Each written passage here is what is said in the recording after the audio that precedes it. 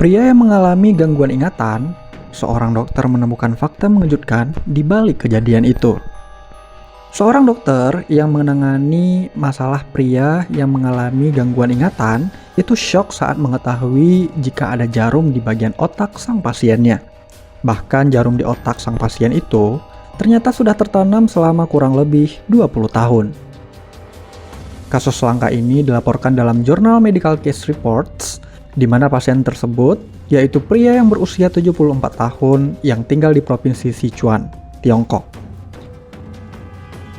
Hasil pemindaiannya itu menemukan jarum emas sepanjang 1,3 cm di arteri cerebral di belakang mata. Benda asing ini itu sampai menyebabkan perdarahan internal.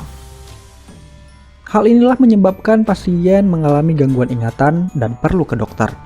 Keluarga pasien menyatakan bahwa jarum tersebut itu mungkin tetap tertanam di bagian otak hingga 2 dekade. Ini dikarenakan pasien menerima akupuntur pada awal tahun 2000-an untuk mengobati migrain yang persisten. Jarum bisa saja patah selama akupuntur, kemudian bergerak ke arteri di belakang mata. Pasien menjalani kraniotomi untuk melepaskan jarum.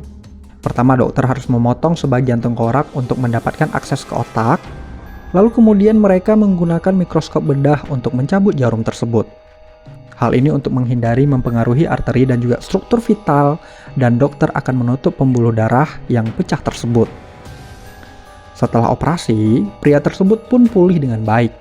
Ventilatornya pun itu dilepas 10 hari kemudian. Namun ia mengalami infeksi paru-paru dan akhirnya meninggal. Dokter mengatakan infeksi paru-paru itu mungkin berhubungan dengan prosedur anestesi. Hal ini mematikan pertahanan alami tubuh terhadap infeksi paru-paru. Dokter mendiagnosisnya dengan penyakit pembuluh darah yang tidak normal, atau dalam medis disebut dengan pseudoaneurisma. Darah mengalir dari pembuluh darah di otak. Namun aneurisma ini ditahan oleh jaringan di sekitarnya, yang berbeda dengan aneurisma sejati. Ini terjadi ketika dinding pembuluh darah itu melemah dan membengkak yang mengakibatkan penumpukan darah. Pseudoaneurisma ini dianggap sebagai gejala yang sangat langka. Dan ini merupakan kasus pertama yang tercatat dalam literatur medis bahwa hal ini disebabkan oleh akupuntur. Kasus-kasus sebelumnya itu disebabkan oleh infeksi yang merusak arteri di bagian otak, cedera, atau pukulan di kepala.